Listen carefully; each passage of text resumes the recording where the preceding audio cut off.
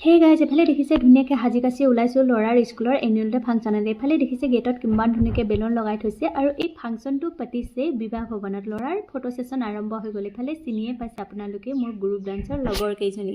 আৰু এইফালে ফাংচনটো আৰম্ভ হৈ গ'ল। ল'ৰা ছোৱালী চাওকচোন কিমান উৎপাত কৰি থাকে ন, তথাপিও তেওঁলোকে ইমান ধুনীয়াকৈ মেনেজ কৰি লৈছে, কিমান ধুনীয়াকৈ ল'ৰা ছোৱালীক পাৰফৰ্ম কৰাইছে। সেইকাৰণে কিডজি সকলো কৰ্তৃপক্ষকে মই বহুত বেছি ধন্যবাদ জ্ঞাপন কৰিছোঁ। আৰু এফালে আমাৰ মাতৃসকলক নিজৰ শিশুক লৈ ৰেম্প ৱাক কৰিবলৈ দিছিলে। তাৰপিছতে ইয়াতে চাওকচোন প্লে গ্ৰুপৰ ছোৱালীখিনি কিমান ধুনীয়াকৈ ডান্স পাৰফৰ্ম কৰিছে। ইমান সৰু সৰু ছোৱালীখিনি কিমান ধুনীয়াকৈ পাৰফৰ্ম কৰিছে ন, মাত্ৰ 3 বছৰ বয়সতে, 3 বছৰৰ আশে পাশে হ'ব, তাতকৈ ডাঙৰ নহয়। আৰু তাইও 3 বছৰে হয়, ধুনীয়াকৈ গান গাইছে। এইফালে নাৰ্চাৰী ষ্টুডেণ্ট হয়, সিহঁতি 4 বছৰতকৈ মানে ডাঙৰ নহয়, 4 বছৰৰ আশে পাশে হ'ব। তো সিহঁতিও কিমান ধুনীয়াকৈ ডান্স পাৰফৰ্ম কৰিছে চাওকচোন, কিমান ধুনীয়াকৈ কিডজিৰ কৰ্তৃপক্ষই শিকাইছে নহয়নে। আৰু এইফালে আমাৰ গ্ৰুপ ডান্সটো আপোনালোকে দেখিলে।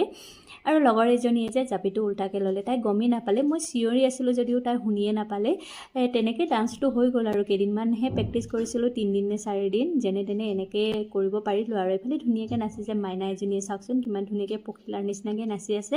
আৰু মোৰ ল'ৰাৰ গ্ৰুপ ডান্স, ল'ৰাই ডান্স কৰি একেবাৰে বেয়া পায়। টিচাৰসকলেও কৈছিল ডান্স কৰিব নিবিচাৰে বোলে, কিন্তু লাষ্টত সি যে মানে ফাংচনত ডান্স কৰিলে সেইটোৱে ভাল লাগে। আৰু এইফালে কিডজিৰ হেডৰ ল'ৰা হয়, সি ধুনীয়াকৈ গান গাব পাৰে আৰু ইমান ধুনীয়াকৈ গান গালে নহয়। আৰু এইফালে পেৰেণ্টছ হয়, পেৰেণ্টছে গান গাই আছে। আৰু বহুতো পেৰেণ্টছে বহুত নিজৰ ভাগে পাৰফৰ্ম কৰিছে, বহুত বেছি ভাল লাগিল। এইফালে মাক পুতেকে কিমান ধুনীয়াকৈ ডান্স কৰিছে নহয়নে। আপোনালোকে বাৰু এই ফাংচনটো চাই কেনেকুৱা পালে কমেণ্ট এটা কৰি জনাব। আজিলৈ আহোঁ।